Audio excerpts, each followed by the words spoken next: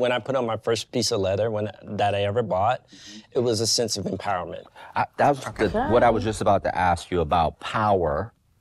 So I heard empowerment, but I wanted to ask this question about power, because when you think of uniforms, you're talking about the military, World War II, you're talking about motorcycle. How much of this, how much does power play into this whole leather conglomerate, if you will? It's like anything else. When you get up in the morning and put on your, when you go to work and you put on your suit, your tie, all of that, you're putting on your armor. True. When you put on leather gear, it's kind of similar. You take on a different facade and your mindset changes. Okay. So I go from, okay, I'm just average Joe, so now once I put on my leather gear, I'm like, okay, now I'm a leather man. I feel stronger today. I mean, you see, we repping for you, right? Hey, you are strong. You are a strong woman. Well, I'm saying when this fabric, you know, and when I feel leather, it's just, the first time I even connected that. Yeah. It's a sense of, strength. Right. Yeah. It's strength and it's also primal. Oh, that's what you said. Mammal. Yeah. Yes. So you go back to this animal aesthetic and you smell it, you feel it. Like when I wear my pants, I don't wear underwear. I want to feel the leather. I want to feel all of it. Because I relate to it because I love it. And that's what most people that are in the leather community, they gravitate to, because that's what they want to feel those feelings and have that experience. What unites everyone in the leather community? Is it the interest in kinks? It could be kinks, it could be uniforms, it could be BDSM specific, if that's what you're into. What is BDSM for those who have no idea? It's bondage, domination, sadomasochism. There are different forms of all of that. But when you experience that and do that in a setting, then you can do BDSM without having it be a negative term. And it could be pain and it could be pleasure. And I can do something to you or do something with you where I don't hurt you at all, but you're experiencing something that's enlightening from just me touching you, blindfolding you and touching you somewhere you unexpected will heighten your sensories. Make it that much more pleasurable. Oh, absolutely, because you don't know what to expect next. Right. It's a surprise. You're being touched in a different way. And that's exciting. When you start doing BDSM with someone, you are taking your sexuality and your sex and your connection with somebody to a different level. Now, I call it a headspace. Okay. And because you're basically turning over your control to someone else, it's a power exchange. There we go. Spooky. That was it. It's a power exchange. Trust. And you do have to have trust.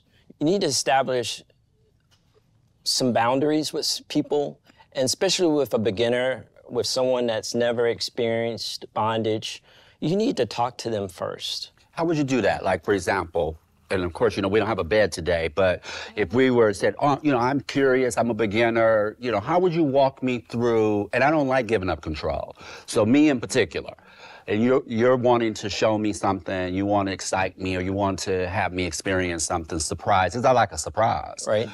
How would you engage me?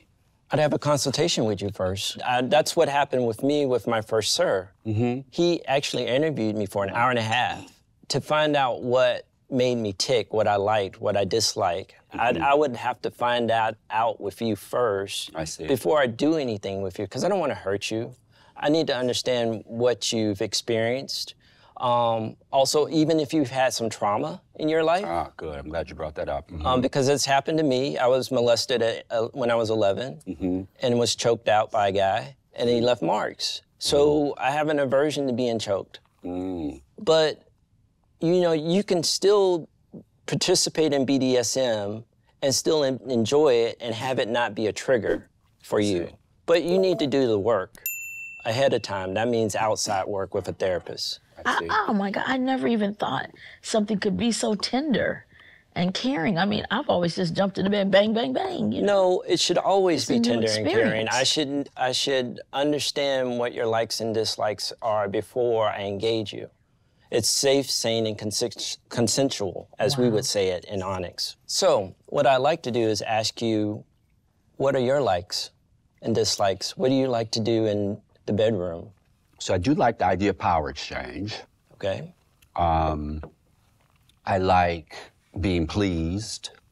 Okay. So I tend to be more of a dom. What does that look like? In charge. For me. In charge how? What do you do with your partner? I'm directing. I'm saying not that, but this. Okay. That kind of thing. What else do you like to have done to you? I like to be touched. In what way? And where? Everywhere. Okay. Do you have sensitive places on your body? Mm-hmm. Yeah. You understand the term flogging? Don't like that. Have you experienced it? Yes. And did the person talk to you first about it? What they were going to do? So this is... No, that's not true. I'm sorry. Yes, they did talk to me about what they were going to do. And how did they start out with you? Did they just start wailing on you? No. Okay. No, they built up to it slowly. That's good. So the first couple strikes were inconsequential. But it got, probably by strike 3 or 4, it was clear that... It wasn't your thing. That wasn't my thing. And do you like to be tied up? No. First, like I would have this conversation with you and say, okay, you may not like being flogged, but maybe you can be bound in a different way, like in a straitjacket, or maybe in a sleep sack, which is another thing. To me, that's something What if you were doing do. something and then we got to a point when I was like, how would I let you know? Then that's where we have safe words. Okay. Or signal. Because you may be bound and gagged. And so then you need to signal me in a different way. Maybe with a raising of a thumb, because I may have your fingers free, or you may signal me with a sound. I see. And then that's when I would take you out of, we call it a scene. Like if I wait a minute, I can't hear. You call it a what now? A scene. When I'm having a scene with someone, that means I'm engaging you and we are doing something BDSM related together. Specifically, if I'm flogging you, if I'm tying you up, if I'm doing something like that with you, that means we're having a one-on-one exchange. And I either may be dominating you or you may be dominating me and I'm gonna be submitting to you. Or you may be submitting to me.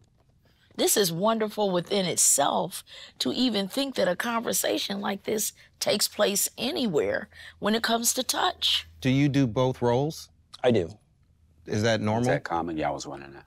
It is very common. Some people have apprehension. I think within our community, especially in the Black community, people associate bondage with slavery. And you really have to be present and understanding with the person you are engaging with to separate these emotions. So, and there are people that want to do certain things, but you need to be very clear about what's good for you and what isn't good for you. And that's why I say it's always good to have a conversation first, because I may do something to you that you don't like that could trigger you. How did you get into this, sir? I mean, how did I get into it? Where are you from? And tell us about you. I'm originally from South Carolina, Columbia. I'm the Southern boy. Yes. But I moved out here in 2010 from Atlanta.